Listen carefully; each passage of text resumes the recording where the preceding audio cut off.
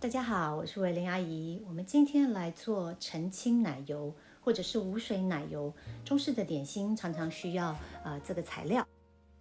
我们把奶油放到一个锅子里头，开最小的火，不用搅拌，让它慢慢自己融化。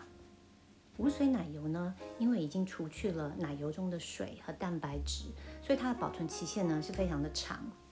它的燃点也很高，它能够大概达到250度，所以很适用于煎啊、烤啊、炒炸都可以用，也特别的香哦。现在开始有白色的泡泡，那就是乳蛋白。我们把这些捞起来，不断的熬煮，把所有的杂质都除尽。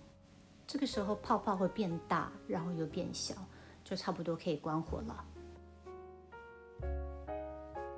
用纱布或者是细网把奶油过滤出来。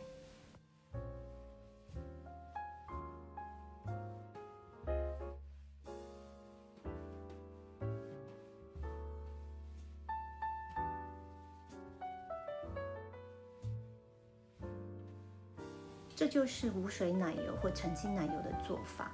但是如果你想做成印度的油酥的话呢，那你要继续再熬煮一阵子，让下面的乳清变成黄褐色，这样就会特别的香甜，有一个很浓的焦糖香味。